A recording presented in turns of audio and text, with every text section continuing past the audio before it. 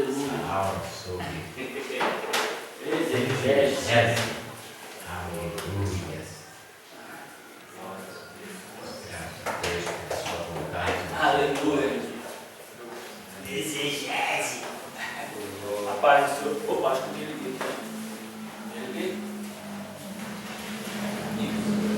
Eu liguei quando tem. Paz do Senhor Jesus para a igreja. Amém. Somos poucos, mas não somos loucos, porque sabemos em quem temos crido, né? Sabemos que Ele é poderoso para fazer infinitamente mais, além de tudo que pedimos e pensamos, segundo o seu poder que em nós opera. Louvado seja o nome do Senhor Jesus pela noite, perdão por não ter conseguido vir à vigília, né?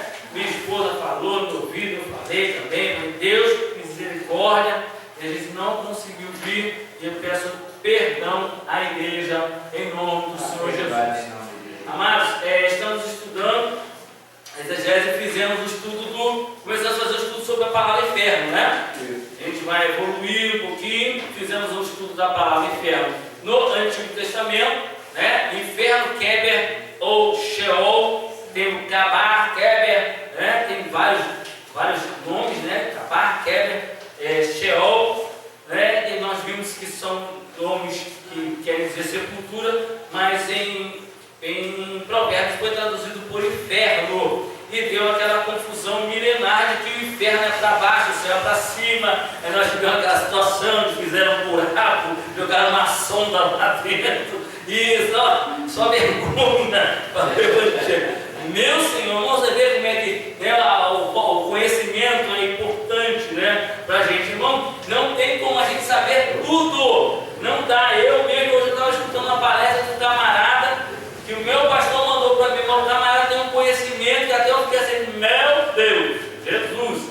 Mas são 30 anos lendo, estudando, ele foi missionário, então ele tem uma bagagem absurda, né? Ele ficava nas tendas lá na missão lendo, então ele teve tempo para ler, né? O missionário ficava fazendo o quê? Lendo, mas a pessoa lia. Então hoje, rapaz, não me abre assim, ele lançou um livro sobre eclesiologia. A história da igreja, ele vai dando os nomes, as datas, o ano tal, fulano, o ano tal, beltrano. Eu falei, Senhor da glória, louvado seja o nome do Senhor. Mas nós estamos estudando a palavra inferno. No Novo Testamento, vimos que no Novo Testamento nós temos 3 palavras preeminentes. O tártaro lá de Pedro, né? 2 Pedro 2,4, que infelizmente ela foi tirada de um livro apócrifo, e ela não condiz com o inferno. Irmão Cláudio, mas ali naquele texto de 2 Pedro está falando que Cristo pregou os espíritos em cadeia. Esse é um livro infelizmente apócrifo, né? Não foi bem aquilo ali não. Aquilo ali é uma referência ao livro apócrifo, tem algumas coisas ali que, né, são algumas mitologias, algumas fábulas judaicas. Aquilo ali não é literal, tá? Então quando a gente se aprofunda muito na teologia, a gente vai ver que aquele texto ali ele não é oficial, não é crido por todos os teólogos, ok? Então a gente tem que ter esse cuidado. Então, uma vez eu ouvi um pastor grande falando do Senhor Jesus Cristo, né? Entra no inferno, baseado nessa passagem, e vai entrando, e as paredes foram abalando, e Satanás está sentado no trono rindo. Agora, não sei o que, ele morreu. Aí o Senhor Jesus entra, toma a chave, aí vai abrir na cela, tira Elias, tira Eliseu, tira Daniel. Rapaz, esse cara está tudo no inferno. Que história é essa, rapaz? Que conversa é essa? Elias subiu, Enoque subiu, e a provérbio diz que o caminho do justo é subir, mas esses caras vão lá embaixo. Mas cada um, né? Eu falei, meu Deus, Gideonita, pregador de Gideon missionário, conferencista internacional, pregou em Londres, na Austrália. Quando ele abria a boca, eu falei, meu Deus do céu, né? Tinha uma dúvida, se é do livro apócrifo, por que Paulo falou que está em segundo Efésios, que diz assim, mas a graça foi dada, pelo que diz, subiu ao alto, levou cativo o cativeiro e deu dons aos homens. Ora, isto, ele subiu, que é, senão que também antes tinha descido às partes mais baixas da terra. Aquele que desceu é também o mesmo que subiu, acima de todos os céus, para cumprir todas as coisas.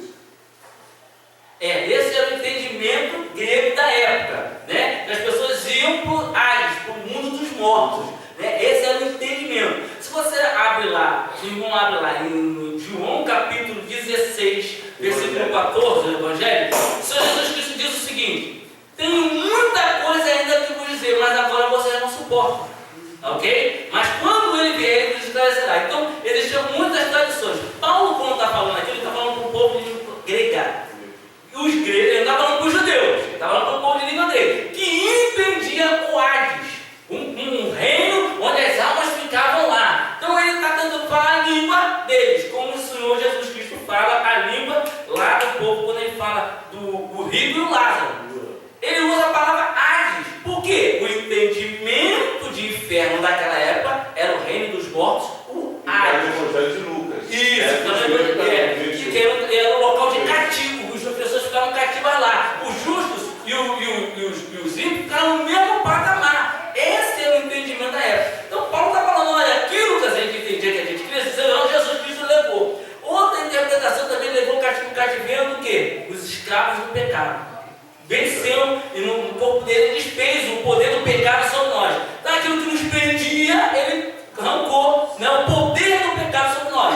E a morte tinha. Também, exatamente. Então esse levou o cativeiro, geralmente é associado lá ao que o Pedro está falando, entendeu? Então a gente procura na pregação, no estudo, entender. O que Pedro falou está baseado no livro apócrifo. O que Paulo falando está baseado no entendimento grego da época, que o inferno é um lugar de justos e injustos, ficar todo mundo no mesmo lugar. E Paulo fala, não, acabou esse negócio. Então o entendimento correto é que, como Jesus desceu as partes mais baixas, não é descer a parte mais baixa, mas quando ele morreu.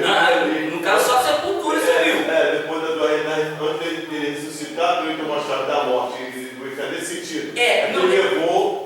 Mas aí é aquele negócio. Esse levou a chave da morte do inferno, né? Ele levou a chave da morte, era o entendimento, ele está pregando, explicando para as pessoas que olha, essa história que acabou. Em Cristo, essa história que acabou. Ele está dizendo que aquilo é verdade. Ele está dizendo isso aqui é verdade. Só ele está dizendo que existe o Hades. Se o Hades existe, existe o Olimpo, se existe Zeus. Então ele não pode estar confirmando que existe uma coisa que a gente sabe que não existe, só existe um Deus. O resto é tudo verdade, é tudo mentira. Então Hades, como eles criam ser um Deus e o reino de um Deus, não existe. Mas eles criam isso. Então Cristo, quando ele prega para Paulo está falando isso, ele está falando para o pessoal se libertar desse pensamento, se liberta desse entendimento, sai desse não existe. Jesus acabou com essa história toda. Muitos falam que tragada, Paulo falou para os Coríntios que tragada foi a vossa verdade, que Cristo triunfou sobre a morte. Porque ele ressuscitou. Ele é o primogênito dos mortos. E na morte dele, um monte de gente ressuscitou também. Então ele mostrou: eu mando, eu controlo. A vida e a morte agora estão no meu poder. O que eu abro, ninguém fecha. O que eu fecho, ninguém abre. Ele demonstrou o teu poder. Antigamente se entendia que o poder estava na mão de Hades. Quando falava do pregou espírito em cadeira, o lá Pedro. Esse era o entendimento que eles tinham. Ressuscitou e ele tinha libertado. Mas esse é o entendimento que eles tinham. Não é que existia isso, senão a gente abre um precedente para crer que Zeus existe, Deus, Hades, aqueles deuses todos existem. Senão a gente vai dizer que existem outros deuses. Entendeu? A gente tem que entender que isso era fábula, o irmão vai falar, mas isso eram fábulas que ele quebrou. Tanto que Paulo fala para Timóteo, não dê ouvido a fábulas. O que são as fábulas? Essas histórias contadas, essas histórias mirabolantes. Isso era muito forte naquela época. Quando a gente estuda a eclesiologia, a bibliologia, havia muitos livros. Evangelho de Enoque, Evangelho de Judas, Evangelho de... que contavam essas coisas todas. A gente, entre ali o Malaquias e o Senhor Jesus Cristo, foram escritos muitos livros que eram tidos como verdade. Era muita fábula. E tanto que Pedro, sem querer, coloca, porque ele achou que era verdade aquilo ali. E hoje nós, estudando a Bíblia, sabemos que aquilo ali que Pedro fala foi retirado de um livro que não é reconhecido como inspirado por Deus. Então esse é o pensamento. Então Paulo está quebrando, não, em Jesus não tem mais nada disso, não tem Hades, não tem Zeus, não tem Olimpo, não tem o reino, etc. Não, acabou essa história, não acredita nesse negócio não, entendeu? Ele está destruindo esse pensamento, instaurando o evangelho puro,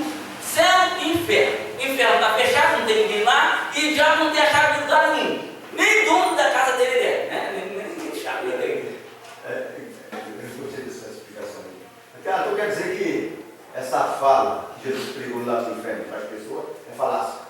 Era uma fábula que se cria naquela época. Era o entendimento que se tinha naquela época. Porque esse lugar aqui que Cristo foi pregar, chamado Tártaro e algumas passagens Hades, é mitologia grega. Era um entendimento que eles tinham. Pelo que o Senhor Jesus Cristo veio instaurar, céu e inferno. O inferno está fechado, não tem ninguém mais, nem nunca teve. Ele ainda vai ser ocupado lá depois do trono branco. Então, o lugar dos mortos, como se cria, como Hades, como Tártaro, nunca existiu. Era fábula. Era fábula. São fábulas. Quando Jesus morre ali, ressuscita, é a história. Isso, é o fato. Mas aí, na ressurreição dele, na pregação do Evangelho, todas essas coisas têm que ser retiradas do meio do povo. Então ele vai falar, não, a tragada foi, é para nós, aí, o cativo, não tem mais nada. Senão a gente vai crer que Daniel estava preso. Daniel estava cativo. Aí fica complicado. Daniel, gente, Enoque, esses homens, tudo lá, fica complicado. Só depois que Jesus ressuscita que ele. Peraí. O justo com ele, Alto lá. E depois que a gente também duvida, porque Elias foi levado, Enoque foi levado. Deus veio e pegou o corpo de Moisés. Como é que vai resgatar todo o que dos infernos? Fica meio complicado. Não dá para conjugar. Deus não faz acepção de pessoa. Os dele recolhem. Segundo uma boa interpretação, a gente não vai falar da Bíblia, está todo mundo dormindo embaixo do trono de Deus, aguardando o dia do juízo, onde todos ressuscitarão e entrarão no gozo. Até lá está todo mundo dormindo, e alguns dizem todo mundo descansa, quer dormir no som do Senhor, embaixo do trono de Deus. Ninguém no quinto dos infernos. mas consciente. Olha só, aí existe essa situação, aí existe esse debate. Porque o corpo Salomão diz que não há entendimento, ciência e consciência. Ok? Salomão fala isso no Antigo Testamento. No Novo, o Hades, o rico conversa com Lázaro, mas é o Hades, é mitologia. Ok? É mitologia. No Apocalipse, diz que as almas clamam por justiça. Aí existe uma série de confusão. Está todo mundo acordado, está todo mundo dormindo, está todo rapaz, olha, é complicado mesmo. É complicado que Deus, Lázaro não conversa com o rico, é Deus que responde o rico. O rico, mas ele não consegue o troca-troca com Lázaro. O pai Abraão, né, que fala com o rico. Mas aí você vê, essa é uma mitologia. Tem que botar isso pé no chão, isso é mitologia. Era o pensamento deles na época. Aí, quando a gente vai para o Novo Testamento, aí está falando lá que as almas clamam. Mas a Bíblia também diz que o sangue de Abel clama. É literal? O sangue está clamando? Como é que é isso? Entendeu? A gente tem que decidir. Não, eu creio que as almas estão conscientes, só aguardando. Vai, pega, bora, acaba logo, gente, evangeliza logo, para Jesus voltar logo. Eu quero voltar. Eu não sei se está isso acontecendo. Eu não sei. Tem gente que crê que está acontecendo, tem gente que crê que todo mundo está lá, Deus. E aí a gente decide saber o que está acontecendo mesmo, só pelo Apocalipse que diz que as almas clamam por justiça. Aí a gente fica numa situação de bico de sinuca, né? Fica numa situação, não é porque tem um versículo só falando, e a gente fica assim, tá mesmo, e aí é no Apocalipse. Eu prefiro acreditar que há algum tipo de consciência de que se está aguardando só alguma coisa para entrar. Agora eu não creio que é uma consciência de que não passa esse tempo. Não, eu acho que não há essa conversa, esse diálogo, essa coisa deu glória, né? A consciência só de que daqui vai melhorar. Daqui vai melhorar. Esse testemunho por morte. Esse testemunho por morte que a pessoa traz. Sim.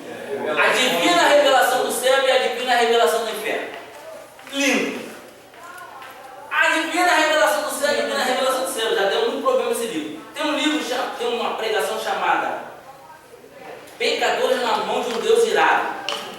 que é um grande pregador, esqueci agora o nome do camarada, é famosíssima essa pregação. E ela atemorizou a Europa, ela ganhou muitas almas nessa pregação. Só que ela tem um problema. Ele fala que está todo mundo gemendo, gritando e sofrendo lá no inferno. Só que quando a gente estuda, a gente sabe que não tem ninguém lá. Aí lembra? Mas ele prega, essa pregação dele foi muito famosa. Esqueci o nome do camarada. Foi famosa essa pregação. Homens pecadores no mundo dos irados. É muito, e ela gerou muito medo. E muita gente se converteu por causa dessa pregação por causa desse medo do inferno. Só que quando a gente lê a palavra, a gente descobre que não tem ninguém lá sofrendo, como diz na pregação. Entendeu? Não tem ninguém lá sofrendo. O inferno não foi inaugurado ainda. Ok? Ele existe, está pronto, mas não foi inaugurado. Então o que está acontecendo? Todo mundo que morreu ou está dormindo, ou só os justos estão conscientes, esperando a volta do Senhor, a conclusão da vontade de Deus, para eles entrarem no gozo do seu Senhor. Então a gente tem que tomar um cuidado para que a busca dessas respostas não nos desvie daquilo que já está patente aos nossos olhos, daquilo que Deus já requer da gente. Senão a gente vai ficar buscando chifre na cabeça do cavalo, ou no pônezinho, aquilo que a gente precisa fazer, aquilo que Deus espera de nós, a gente não dá, porque está procurando cabelo e casca de ovo. O que acontece é o seguinte, isso é uma questão que não vai se chegar no denominador comum, porque a Bíblia não esclarece. Aquilo que ela não diz com clareza, eu não posso afirmar com certeza. Se ela não diz com clareza, eu não tenho uns 10 versículos afirmando, eu tenho que ficar ali, ó. Uma coisa nós podemos ter certeza, isso não precisa estar escrito na Bíblia, que nós vamos ter um estágio bem favorável até o julgamento. Não pode ser igual. Essa eu defendo. Eu também creio que há uma antessala, uma sala de espera para coisa melhor. Né? Mas a gente não vai estar conversando, batendo papo, mas há uma consciência de que. Tanto para o Saulo quanto para o porque após a morte é substituído. Então ele ainda está aguardando que um julgamento. Mas numa sala de espera. Também. Como se fosse na delegacia.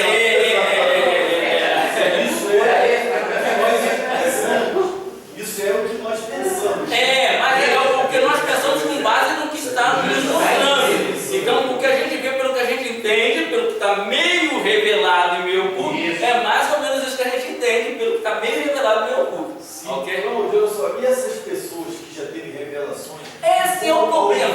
Eu vou falar para o irmão. Eu creio que o camarada teve uma revelação e ele foi ao inferno e ele viu o que vai acontecer. Sim. Ele viu o que vai acontecer. Isso eu creio. Não, porque a Bíblia diz que não está. A Bíblia diz que não está. Eu já até falei aqui que Jesus disse que o inferno está preparado para Satanás e seus anjos. Então está separado. E a Bíblia não tem ninguém lá. Alguém pode afirmar que e o julgamento do trono branco vai dizer que será lançada lá a morte, o inferno ali é sepultura, né? E vai ser tudo lançado, vai ser lançado lá. E não tem nada lá, está fechadinho lá, trabalhando lá. O pessoal, minha irmã, em nome do Senhor Jesus. Eu já estou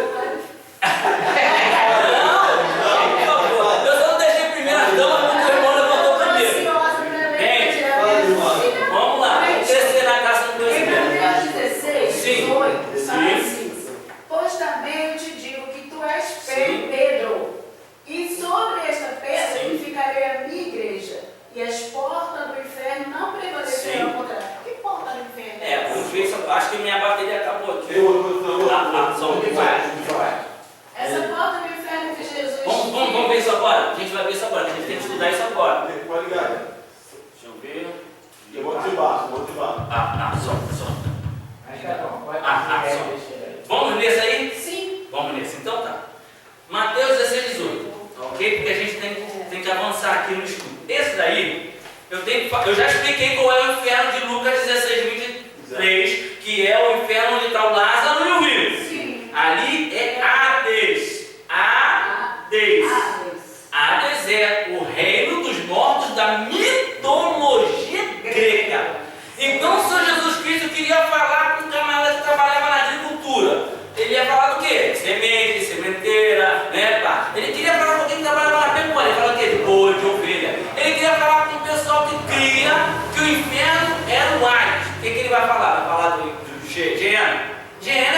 israelita. Gerena é coisa do povo de Israel, a palavra Gerena, do vale de Inom. Então ele tem qual que é a linguagem do povo. O que esse povo crê? Em Hades. Então eu vou falar do Hades. Ele não está afirmando nem ratificando que o Hades existe. Ele está usando a linguagem coloquial do povo. O entendimento daquela época para trazer. Igual o Paulo quando chega lá naquela cidade, eu vejo que vocês são muito religiosos. Observei que vocês têm um altar, um Deus desconhecido. Ele não está ratificando que aqueles deuses existem. Ele não está confirmando nada. Ele está se aproveitando do pensamento que já estava em volta para evangelizar. A gente tem que tomar esse cuidado. Vamos para isso aí. Irmã, aí a palavra aí é Hades. No original. Que Jesus fala. Que não prevalecerá. As portas do inferno não prevalecerão. Irmã, aí a gente tem que fazer 2 estudos aqui. Número 1 o texto está dizendo que é Hades. Então a minha mente pensa, Hades não existe. É mitologia aqui. Mas por que o Senhor Jesus Cristo falou Hades? O que Hades representava naquela época? Era símbolo de quê? O que o Hades representava? O reino dos mortos. A morte não impedirá o avanço da igreja. Eu vou morrer, os apóstolos vão morrer. Quem é que vai dar a igreja? Pegou! É isso que o inferno esse Hades representava. O reino dos mortos. O reino dos mortos, a morte, a sepultura não impedirá o avanço da igreja. Entendeu? Por quê? Agora a gente tem que continuar estudando. Vamos continuar estudando. Dentro do que o irmão falou. Era plano meu fazer isso. O que acontece? Irmão, aí a gente tem que parar e pensar, o que é o inferno? O que é o inferno? O que é o inferno? A partir do momento que eu sei o que ele é, eu consigo interpretar todas as outras passagens que aparecerem para mim. Eu tenho que saber o que ele é. Atos 16 vai dizer que 16, a partir ali, depois que Paulo e Silas são presos porque expulsaram aquele demônio, eles vão ser presos. Em que lugar eles são presos? No cárcere inferior. Hoje, na nossa sistema de justiça, o cárcere inferior seria o quê? A solitária. Os piores, os canais tripulados. O que é? Onde ficava essa cadeia? Debaixo da casa de quem? Do carcereiro. Tanto que ele desce, acende a tocha e desce para debaixo. É tipo um porão. Isso, por aí. Então nós temos, olha como é que a gente tem que pensar a Bíblia. Nós temos a casa do carcereiro, uma autoridade, e debaixo da casa dele está o quê? A prisão. Então nós temos o reino de Deus, que tem uma cadeia que pertence a Deus para punir os rebeldes. Primeira coisa que eu tenho que aprender: o inferno é de Deus. Se não, irmão, eu vou ficar pregando, me perdoe quem já fez isso porque eu já fiz. Não, Deus repreenda o inferno, derruba o inferno, explode o inferno, porque o inferno não pode condenar. Deus vai ficar, mas o inferno faz parte do meu plano, o inferno é meu funcionário, o inferno joga no mesmo time que a gente, rapaz. E a gente fica, não, as portas do inferno. Aí tu cara, não tem nada a ver com o inferno. O inferno é minha cadeira, o inferno é meu funcionário, o inferno eu criei para meu serviço, e a gente fica combatendo, xingando, mandando o inferno para tudo quanto é lugar, e vai a Deus escutando. É igual o 102 diz, a prisão trabalha O governo, o Estado está a favor do povo, dos justos, e a gente fica, porque a gente não entendeu ainda, xingando. Imagina Deus olhando a gente xingando o inferno. Mas não tem nada no inferno. Eu fico bem com vocês, eu fico com nós. O inferno é nosso funcionário, existe a nosso favor. Só xinga quem não. Irmã, mas eu estou falando que eu já xinguei muito. Para quem está passando até o entendimento. A gente já vai segurar um pouquinho, né? Então aqui, nesse contexto aqui dessa passagem, eu dizer que o inferno é nosso inimigo, não é. A palavra inferno é cadeia de Deus. O inferno é um departamento do reino do governo de Deus para punir os ímpios. Quem fez o inferno foi Deus, para que para punir os rebeldes.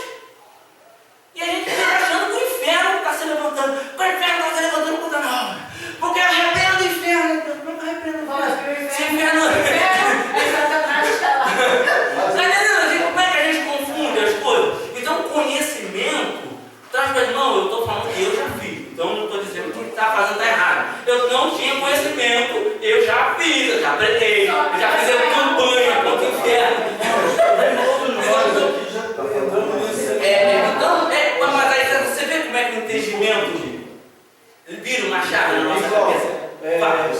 Lá no livro de Salmo, vem falando que todos os ímpios irão para o inferno. Sim. Isso aí já é, quer dizer, o futuro que vai acontecer. É o destino dos rebeldes. Isso, é um juízo. Né? Já existe um lugar para eles. Isso aí. E Deus é que fez, Deus é que criou. Então a gente se levanta contra as hortes da maldade, contra o reino das trevas. Mas quando a gente se levanta contra o inferno, confunde. Porque mas quando fala assim inferno, quando fala assim inferno, né? Porque a expressão está combinando com as ações errôneas do ser daquelas pessoas que estão trazendo os malefícios, destruição em massa. É o que eu estou falando. Por isso que a gente tem que definir o inferno. Porque a partir do momento que eu defino que o inferno é um agente de Deus, eu não posso associar ele com mal. Lascou.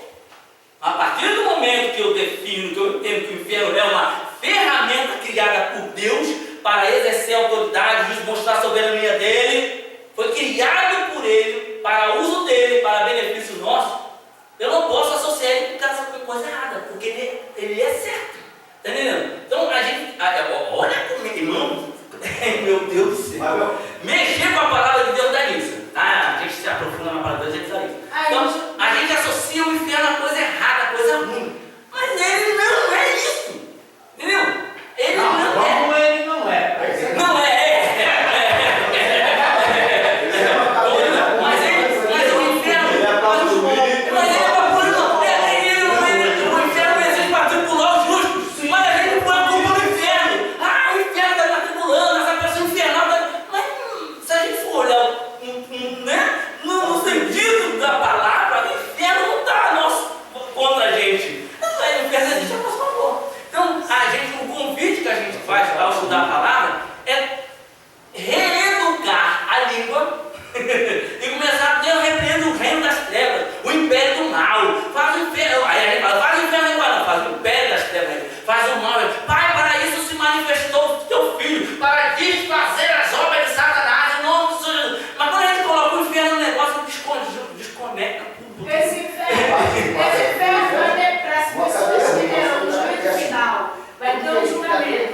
Se Deus criou esse inferno é para lançar aquelas pessoas que cometeram tais coisas, terá um julgamento para todos. Então o inferno não é nosso inimigo.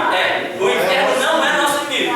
O inferno não foi feito para o nosso mal, foi feito para punir os simples e pecadores. Mas o inferno, Deus não fez o inferno para ficar chutando os crentes. Inferno, perturba os crentes, tira a paz dos crentes, deixa os crentes. O inferno não existe para isso. Mas a gente vive querendo e lutando contra o inferno. O melhor entendimento, o inferno é um presídio que ainda não foi inaugurado, é isso. Vai ser inaugurado no final. E ele pertence a quem? Ao reino de Deus. Foi feito por Deus. Para que existe o presídio? É para segurar o mal, e punir bem. Então, quando a gente entende isso, né? Vamos estudar a palavra, a gente tem um vício de linguagem, né? Então a gente vez em quando solta. E depois, conforme a gente vai estudando, a gente tem que começar a polir, né? Começar a medir. Abra as nossas Bíblias lá em Isaías.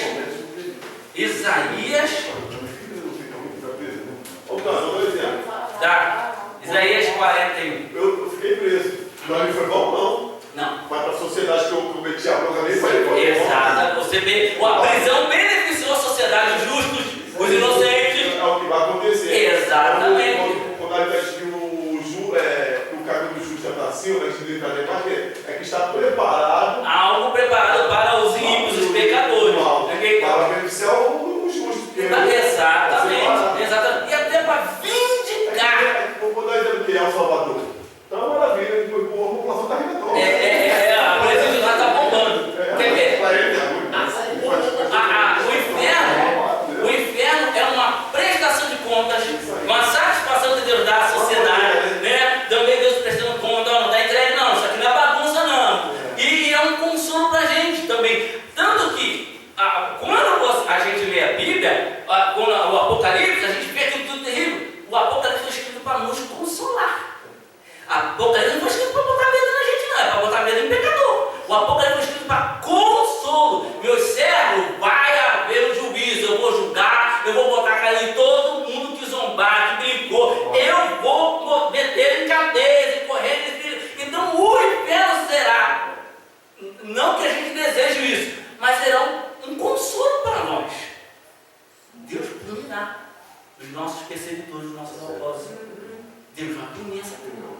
Não é meu prazer, mas haverá justiça Mas de Deus. ele cometeu. Exatamente, eu não tenho prazer, mas ele serve para nos vindicar.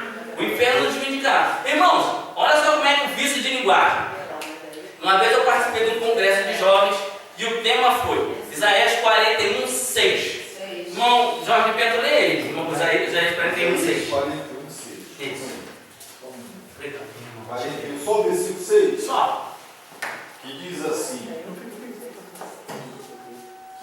um ao outro ajudou e ao seu irmão disse: esforça. Amém. Pode sentar.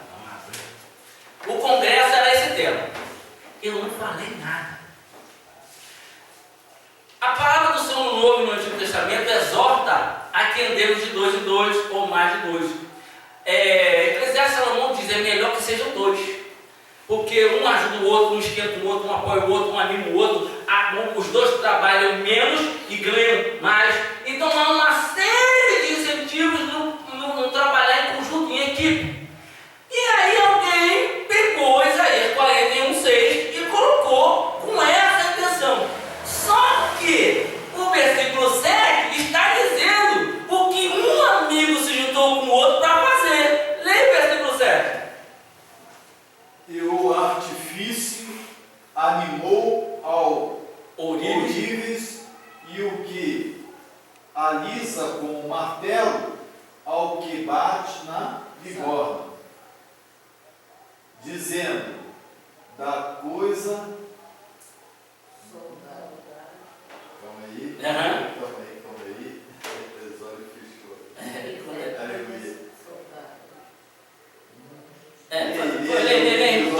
Pode ler, irmão. Dizendo da coisa soldada, boa é. Então com pregos o firma, para que não venha a mover-se. O que um ajudou o outro a fazer? Uma imagem de escultura para adorar. Texto sem contexto é pretexto para heresia. Festividade e mocidade. Um ou outro ajudou. Para fazer o quê? Imagem de escultura para afrontar Deus. E aí, irmão? E aí o tema foi esse. E aí, como é que ficou? Tu que pegou? Não, eu fiquei quieto. Não, eu participei. Eu mandei fazer a faixa. Fiquei quietinho. Quando terminou a festividade, meu irmão, arranquei o contexto. Ah, tu deixou tu também, vai no culto. Não, vocês que não examinam a escritura. O pastor ficou revoltado, todo mundo ficou revoltado, que culto comigo, é bonita lá. Festividade, uma ou outra ajudou para fazer coisa que não agrada a Deus. É o texto, irmão. Não sou eu que estou dizendo. Uma ou outra ajudou. O Oribe chamou o artífice e vamos fazer aqui, vamos mudar, chama o que trabalha com madeira, vamos pregar a imagem aqui, para ela não cair. O contexto histórico ali é fazer imagem de escultura. Um ou outro ajudou para fazer imagem de escultura. Aí a gente, mas o texto é tão bonito, vou tirar ele do contexto para fazer uma festividade. Texto sem contexto. É pretexto para fazer. Pega um outro texto, pega lá Eclesiastes, é melhor que seja dois do que seja um, né? Vai para o Novo Testamento, vão de 2 em 2. Irmão, tem muitos textos na Bíblia que dava para usar. Aí pegaram esse que ser mais fácil. Mas não foi pegador maluco não, que a gente está no texto todo não, por exemplo? Nada! Pegava um texto, fechava a Bíblia, vai! Não é pregação expositiva, não foi uma pregação expositiva, eu ia falar, irmão, olha só. Aí eu sou malandro, quando eu tenho um espírito desse, eu falo, irmão, louva a Deus pela oportunidade, eu quero sair do texto e você sair do tema. Eu vou embora, eu vou para outro lugar, pego um texto, prego no que está no tema, na divisa, mas naquele texto, eu estou vendo que está errado, eu vou pregar lá. Eu falei isso, saía do texto sem sair do tema. Ia pegar a necessidade de andar junto, de um ajudar o outro, de fazer um outro. Mas nesse texto eu vou respeitar o contexto, eu falei, irmão, vocês estão malucos? Vocês estão doidos? Não está vendo como é que estudar a palavra vai trazendo certo, né? Probleminha pra gente. Fala, meu irmão. Não está querendo falar. Irmão, é assim mesmo. É assim mesmo.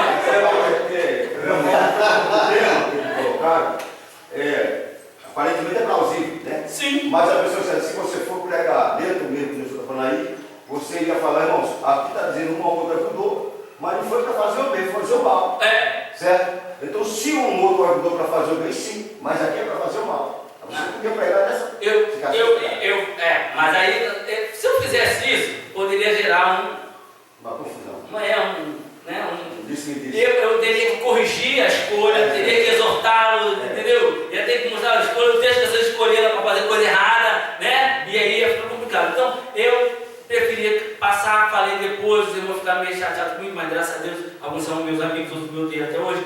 Mas a preocupação, o estudo, a ideia do estudo é exortar aos irmãos a continuem pregando, mas só selecione melhor os textos. Estudem o contexto. Esse texto aqui está aqui dando o que está dizendo antes, o que está dizendo depois. Procure. Essa palavra que eu escolhi é isso mesmo que ela quer dizer? É só isso, só para a gente ser mais criterioso na hora de fazer a obra do Senhor. Irmão Francisco, irmão Anderson, pega esse livro aqui para o irmão Francisco, vamos para a página lá 2 de 4, onde a gente vai estar vendo, está assim, ó, essa página aqui, ó. Pastor Francisco vai abrir na página 296. É isso. Página 296, pastor. 296, dicionário Vine, vai falar aí. Está todo mundo aí na página 204? Aqui, ó. Pegou aí? Isso.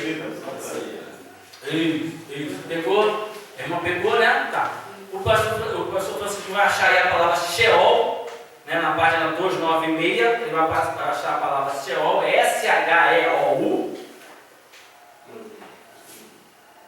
296. É a primeira? Eu vou fazer isso para que o pastor acompanhe no livro, na fonte, a gente vai pegar xerox aqui, tá? Os irmãos verem que existem escritos. Achou Sheol aí, meu pastor? Ok, eu vou ler aqui, o pastor acompanha. Se eu cantar uma pedra aqui que não tiver aí no livro, o pastor está acrescentando coisa que não está no livro. Mas o pastor acompanha a gente. Sheol. As 65 ocorrências dessa palavra estão distribuídas ao longo de todo o período do hebraico bíblico, ou seja, a palavra Sheol é da fé hebraica, é a cultura judaica, israelita, é hebraísmo. Primeiro, a palavra significa o estado de morte. Olha só. O Salmo diz, porque na morte não há lembrança de ti, nem no sepulcro quem te louvará. Então, dentro do pensamento, entendimento hebraico, o cara morreu, não fica inerte, o cérebro não funciona. É o lugar do descanso final de todos os... Ok, então estão falando então, o quê? De mundo espiritual ou de sepultura, de local físico, de jazido, de terra. Está entendendo? Então a gente tem que entender como é que eles entendem. Para interpretar a palavra, tem que saber o que eles entendem. Como é que vocês veem isso aqui? Aquilo da definição do inferno. Eles dizem aqui mais o quê? Como é? Na prosperidade, gasta. Perdão aí. Na prosperidade, gasta seus dias e num momento descem a sepultura, que é o Sheol. Pastor, a minha tradução aqui, a minha Xerox está ruim. Do lado de Jó 21:13 tem uma palavra que começa com A. Ana confessou. Ana confessou que era o Deus onipotente que levava os homens ao Sheol, morte. Ou os Madé, 1 Samuel, né, lá, o louvor de Ana, a mulher de Eucana, ela fala isso. Sheol é paralelo às palavras hebraicas para inferno. Paralelo às palavras hebraicas para inferno, corrupção e perdição. Então Jó usa essa palavra, Salmo 16 e Provérbios 15:11. Segundo a interpretação hebraica da palavra Sheol, é usado para descrever um lugar de existência consciente depois da morte. Olha só, um entende que não tem consciência, já outros entendem. Olha só, o pensamento, irmão. O pensamento do povo, porque as pessoas tinham consciência, outros creem que não tinham. O mesmo povo. Então a gente tem que entrar para entender quando Jesus fala isso. Por que Jesus fala isso? Porque o povo pensava assim, né? Na primeira ocorrência bíblica da palavra, Jacó disse: na verdade, quando chorei de descer ao meu filho até a sepultura, todos os homens vão para o Sheol, o lugar e estado de consciência depois da morte. Olha só, de consciência. Os ímpios são castigados ali. Eles são postos em vergonha e silenciados no Sheol. Jesus aludiu ao uso que Isaías faz da palavra Sheol, como pronunciou o julgamento sobre Cafarnaum. Em Mateus 11, 23, traduzindo Sheol por Hades ou Inferno, significando um lugar da existência consciente de lugar. É um lugar indesejável para os ímpios e um refúgio para os justos. Olha aí. Esse aí tá certo, tá correto. Mais ou menos. Porque é um lugar de refúgio para os justos. Refúgio, a gente vai se refugiar no inferno? Não. Vai mesmo? Vai mesmo? A irmã falou, eu falei, você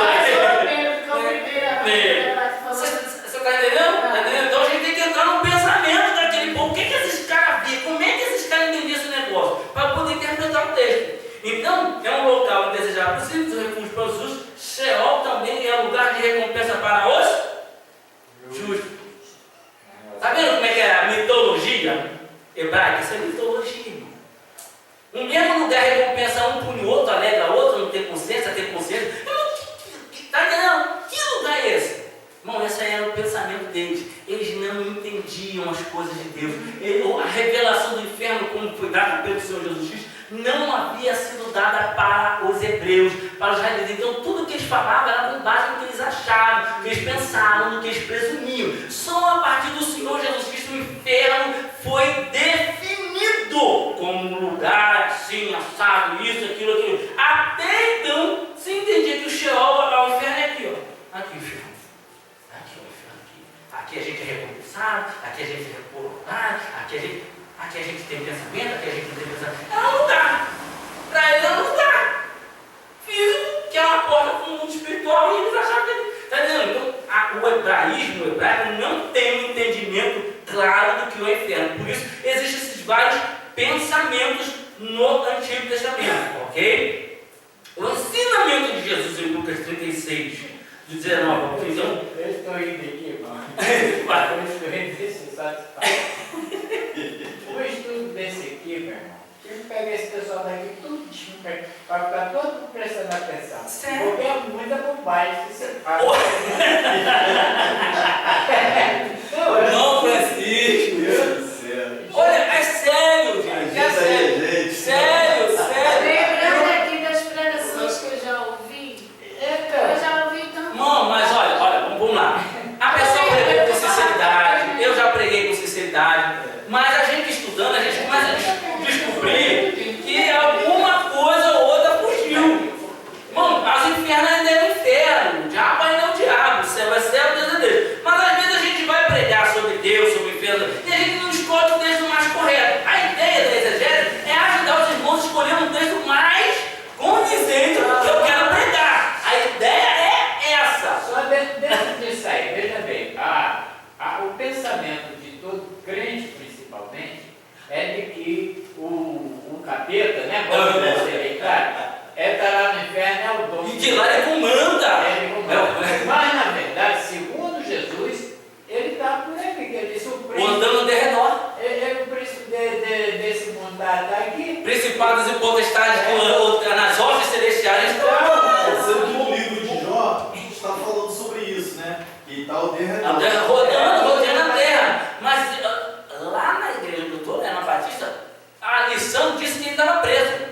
Mas falei, chamei um pastor, que é pentecostal também, pastor. Essa lição está errada. Aonde tu viu isso? Ele nem tinha visto. Ele para. Levantou. Para. Aqui está dizendo que o diabo está preso. Acabou, mano. Como assim, mano?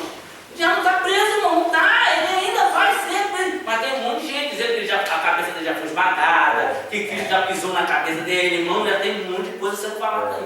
Não aconteceu ainda. O ano de serviço é A Bíblia diz que em breve Deus esmagará. É futuro, irmão. É lá no futuro. Então, Só para entender, veja bem, às vezes a pessoa questiona, mas se Deus tem o controle de tudo, por que Ele deixa todas essas coisas ruins acontecer? É exatamente porque o príncipe desse século, ele está fazendo toda essa boate aí, porém debaixo da permissão de Deus, a soberania dele. Ele vai propósito de Deus. Esse é que é o X da questão. Tudo isso acontece porque quem está comandando é o bicho ruim, porém Deus está no controle. Isso, eu estudo, a gente vai se perdendo, corroborando com o meu pastor. Senhor Jesus Cristo tentado no deserto. Satanás leva ele ao pináculo e fala o quê? Não monte, e fala: se tu prostrado me adorares, todos esses reinos te darei, porque a mim foi entregue, eu dou a quem eu quiser. Quem entregou na mão dele? Adão e Eva. Adão e Eva, irmão, lá no jardim do Éden. E ele fala, Jesus não retruca ele. O Senhor Jesus não retruca ele. Não discute com ele, você está errado, mentira. Porque Salmo 24 diz assim: do Senhor é a terra, toda a sua plenitude, tudo que há nela, os que nela habitam. Só que por enquanto, apesar da terra ser de Deus, o inimigo está controlando, porque o homem pecou, entregou o controle na mão dele. Mas Jesus vai esmagar a cabeça dele. Outra coisa também que muito crente, e isso vale para essa Mateus 16, 18. Muito crente vive com medo do diabo, irmão. Tem crente que pensa que o diabo e Jesus entram no ringue e ficam trocando soco, irmão. Irmão, Satanás é um anjo caído. Para vocês terem ideia, Apocalipse, quando a gente estiver lá em festa, se o Senhor vier implantar o reino, olha a brincadeira que eu falo.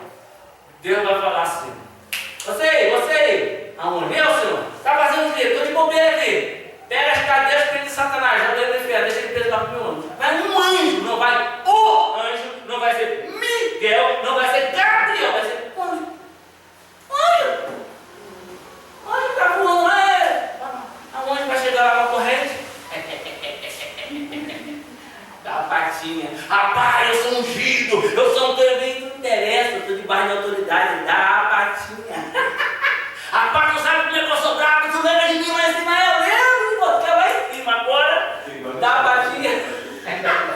Gente, não existe isso, tá? Satanás não pode nos tocar, não pode nos matar. A Bíblia diz que é de Deus já não toca. Aquilo que Deus transforma a maldição em bênção, mas são pessoas conosco que são contra. Então você vai ficar dizendo: ai, não. Resistir, sujeitar-vos a Deus, resistir ao diabo, como na pele e fugir da costa. Não, sem medo do diabo. O justo é um lugar de descanso. Segundo o entendimento hebraico. Não tem nada a ver com a realidade do Senhor Jesus Cristo. É espiritual, entendeu? Sepultura para eles é um lugar físico. Não tinha noção do mundo espiritual, do jeito que nós temos hoje pela revelação do Espírito. Então eles faziam. E até hoje eles pensam assim, porque. Até hoje a definição de inferno dos judeus é diferente da definição de inferno dos cristãos, dos evangélicos. Tá? Então, continuando. Vamos embora. O ensinamento de Jesus em Lucas parece refletir com precisão o conceito do Antigo Testamento sobre Sheol. É um lugar de existência consciente. Olha só, ele diz aqui que o ensino de Jesus em Lucas 36, não tem Lucas 36, correto? Não tem Lucas 36. É erro de desafio. Né? Aí está dizendo que Lucas, aqui a passagem deve ser aquela passagem do. Cadê o Lucas? Lucas 16. Do Lucas 16, do Rico e Lázaro, ok? Então lá naquele momento, o dicionário entende que o Senhor Jesus Cristo está ratificando o ensino hebraico. Só que ele está falando de Hades. Hades é reino dos mortos, já é um reino espiritual, não é uma sepultura. É a vida súbita do reino de Deus. Exatamente. Então é um outro ensinamento. Mas aqui o dicionário acha que o Senhor Jesus Cristo está ratificando o entendimento hebraico. Ok? É um local da existência consciente depois da morte, um lado do qual está ocupado pelo sofrimento, os mortos estão separados por um grande abismo, do outro lado, povoado pelos mortos justos que desfrutam de sua recompensa. O que ele coloca? No mesmo patamar, os dois, na mesma linha, e quem está aqui olhando para o lado e diz: irmão, por que eu não aceito isso? Porque eu tenho parentes que de repente vão estar do outro lado. Como é que eu vou estar feliz ali olhando o parente lá sofrendo? É meio complicado. Lembrando dele. Ele está lá, de repente, meu pai morreu de câncer do pâncreas, não sei se é o que eu vou falar de Jesus para ele, não sei se ele se converteu. Tem parente, eu fui fuzilado na porta da casa dele, será que ele deu tempo de aceitar Jesus? Se confessar? Não sei. Então, de repente, essa ideia de eu estar aqui e estar um monte de gente sofrendo pessoas que eu conheço, parentes, e não é. Aí eu vou para o Apocalipse. E ele enxugará dos olhos toda, e não haverá lembrança das coisas passadas.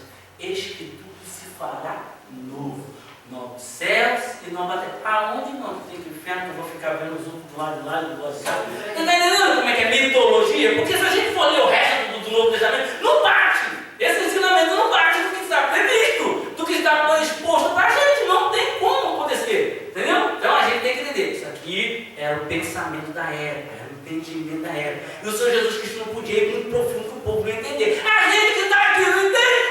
Nem imagina essa época. Aí tem dicionário, nem Bíblia, nem tudo. Aí que fica. Imagina aquela época. Tinha uma dúvida. Duas. Esse negócio aí de. É escatologia, que serão lançados lá no fundo e enxuto. Sim. Por isso seria a segunda morte. As pessoas serão destruídas para sempre. Não. Ou permaneceram para Permanecer viva. O fogo não se apaga, o bicho não morra, e lá temos a Por que não revidência. segunda morte? Hã? Porque muitos já terão morrido fisicamente. Chama-se da segunda morte, porque aquele que morreu na carne agora vai morrer espiritualmente. A morte espiritual é a chamada de segunda morte, é aquela eterna. Quando Deus fala assim, não quero mais saber de você. Aparta-te de mim é a chamada segunda morte. A rejeição. É a rejeição, essa é a chamada segunda morte. A primeira é o corpo parar. E a segunda é, não quero que vocês percam de mim. Essa é a chamada segunda morte. Eles ficarão no tormento É. eternidade. O fogo não se apagará. Agora uma coisa, só para confundir a nossa cabeça. Já não bate confusão normalmente.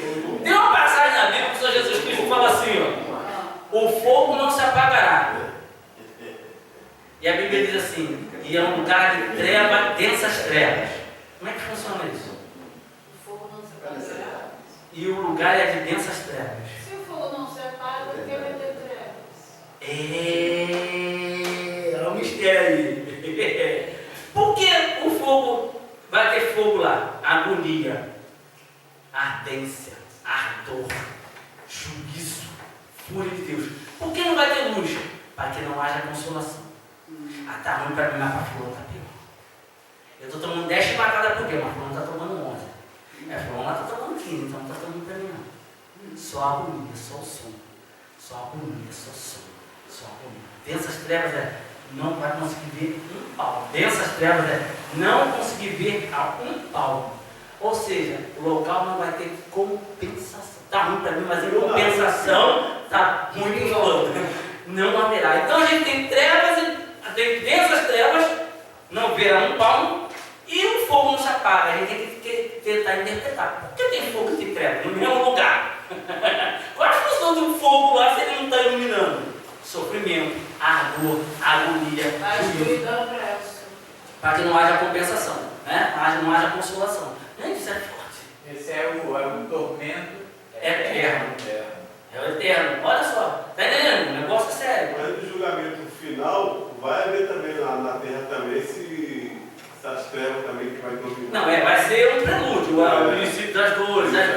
E isso a Bíblia diz que Deus vai fazer isso na esperança de, com isso, tentar trazer o povo de volta. Mas só que né, são dois tempos, no caso, que o irmão está falando agora. É o eterno. O que o irmão falou é o eterno. É o depois que acabar tudo. 19 céus e nova terra. Esse aí vai ser eterno. Vai ser espiritual. Esse primeiro é físico. Isso, né? isso. E sai um lamento do céu, né? Não me lembro onde é que está. E que diz assim: e mesmo Deus derrama dos seus 7 casas de ira sem misericórdia. Aí sai um lamento do céu dizendo assim: e mesmo assim, o homem não se voltou para Deus. É um lamento.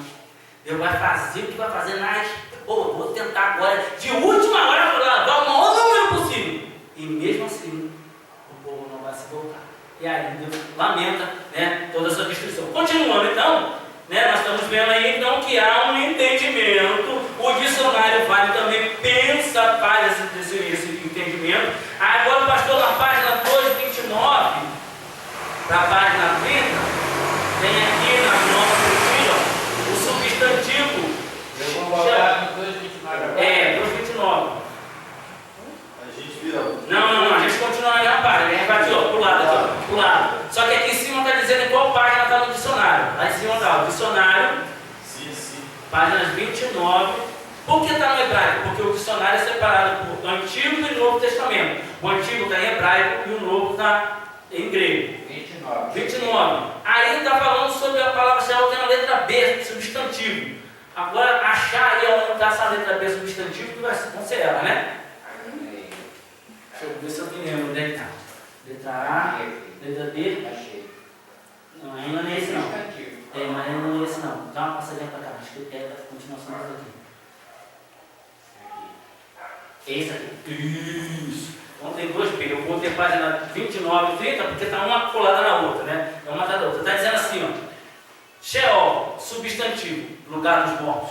A palavra Sheol parece ser a base para um substantivo importante no Antigo e encontrado 65 vezes na Bíblia hebraica. Sheol se refere ao reino dos mortos ou à caverna subterrânea para a qual todos os mortos vão. Olha só as interpretações, os entendimentos dele. Sendo com frequência incorretamente traduzida por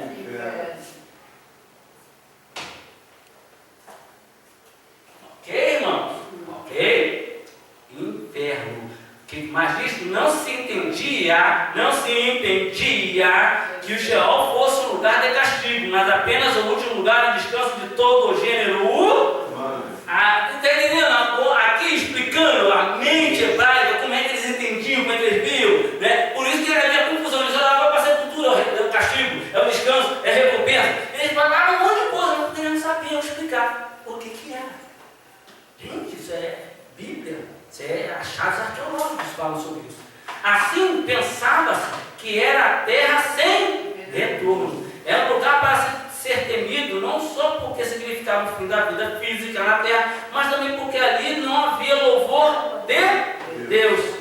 A libertação disso era uma, ou seja, aquilo que o provérbio fala, ir para cima, né? Ser levado como foi Elias, ser levado como foi Enoque. Então esse tipo, deve ser para cima, não ficar enterrado, não ser enterrado. Ninguém achou o corpo de Moisés, entende isso do quê? Ele foi levado. Enoque foi levado, Elias foi levado. Então a ideia para ele é melhor subir. Mas esse é o entendimento que eles tinham. Em algumas ocasiões, pode ser símbolo de sofrimento ou até de praga. É usado em paralelo com a cova, ou do símbolo de destruição, do que? Do corpo, que apodrece, da vista. Muitas coisas acerca do Senhor eram negativas.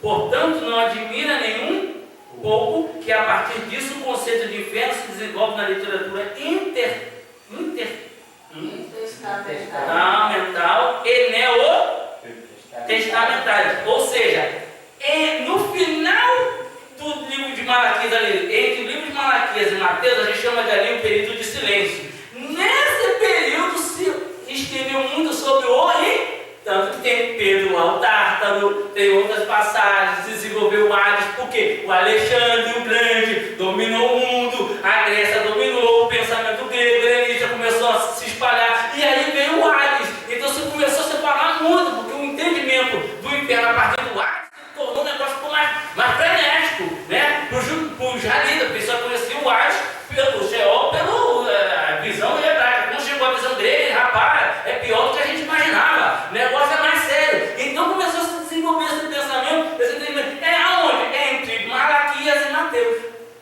Então quando o Evangelho chega, a mente do povo já estava saturada do Hades. O Senhor Jesus que estava falando o quê? De Geena. Todo mundo fala assim, o quê? Hein? Está entendendo? Mas ele fala de Geena com os rabinos, com os judeus, ali, com aquele povo ali. Ele chega a falar de Geena. Mas toda a pregação dele é desenvolvida em cima do quê? Do Hades. Porque o povo não entendia de Geena. O povo entendia de Hades. De Hades o povo entendia. Entendeu? Então, a partir disso, contudo também é lugar de recompensa para os justos, segundo Oséias 13, 14. Né? Veja o verbete Sheol, a gente já viu. A palavra Sheol é traduzida de várias maneiras nas versões bíblicas: inferno, cova e sepultura. E ó, do outro lado tem mais inferno, no vai, né? A hora já deu. Não vai dar para a gente fazer esse lado aí do traje, não. Né? Irmãos, aí a gente vai fazer o quê? Olha só o que eu vou fazer com os irmãos. Os irmãos estão vendo aí, tá? Meu desejo seria, semana que vem, Deus permitindo, a gente estudar agora o dicionário Wycliffe. Mas vocês podem querer, não, eu quero estudar agora a palavra inferno e Hades no Vine, porque depois a gente vai estudar isso no Wycliffe também. vocês podem querer. A gente está aqui, ó. Tá? Vocês têm aí. E a gente pode acompanhar, pastor, e ver, fazer isso aqui que a gente está fazendo, lendo, estudando e meditando, né, na palavra, com o dicionário e aqui, né? E depois a gente vai com esse dicionário aqui, entendeu? E a gente estica, mas aí tem que ver. Esse negócio está esticando. Eu ainda tenho a última folha aqui da apostila para dar. Entendeu? A gente está falando sobre o seu inferno. Ó, tem essa folha para dar e eu ainda tenho que falar do divórcio. A coisa está se estendendo. Aí a gente pode parar, ou continua, você decide, reúne, o que a gente faz semana que vem, da onde a gente continua, porque tem muita coisa. Eu tenho que terminar essa apostila aqui, a última página, tem muito estudo aqui, não tem ideia de quanta coisa tem aqui boa sobre hermenêutica, exegese, e ainda tem isso aqui, a gente vê no dicionário. Por quê? Porque a exegese, irmãos, é feita por aqui. Não tem como, a exegese está aqui. A divórcio seria bom demais. Não tem como, irmão. Ah, exegese, é aqui, ó. Não é na apostila. A apostila está mostrando como é que funciona isso aqui. Exegese é feita aqui, não é na apostila. A apostila está ensinando como é que isso aqui funciona, entendeu? Então, os irmãos decidam aí, pastor, decida aí, ver com os Romanos, né? Se a gente para, depois começa, volta da onde parou. O meu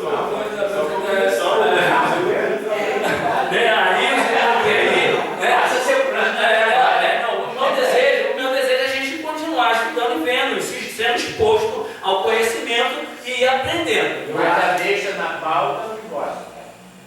A gente vamos fazer o seguinte então. Terminando o inferno, a gente entra no divórcio e eu termino essa folha aqui. A gente fecha com essa folha aqui, porque o divórcio é importantíssimo, é muito importante. Irmãos, é hermenêutica e exegese pura.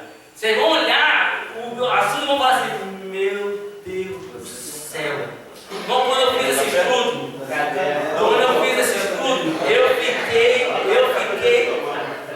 fiquei muito abalado. Eu mesmo fiquei muito abalado. Eu falei, meu Deus do céu, onde que estava? Eu acho que, eu não sei onde é que estava. Eu não sei, irmão, eu me senti tão zero, tão nada, eu falei assim, eu sou professor de escola dominical, estou há anos ensinando, como é que eu nunca vi isso aqui, como é que eu não... Aí o Espírito Santo nem fala assim, ainda não tinha maturidade, você ainda não tinha estrutura para suportar o peso desse ensinamento. Entendeu? Deus, para me poupar, por misericórdia minha, nós vamos jogar isso agora no caldo e vai dar, aí Deus vai me estruturando. Quando o ensino veio, que eu olhei o ensino, que eu falei, meu Deus, eu tenho que espalhar isso. E aí, agora a gente tem tudo organizadinho, a gente pode, irmãos, vou dizer para vocês, vai ser uma bênção, porque ele vai ajudar vocês a interpretar, a partir dele, muitas passagens na Bíblia, muito entendimento, a partir do entendimento desse assunto do divórcio, a mente da gente,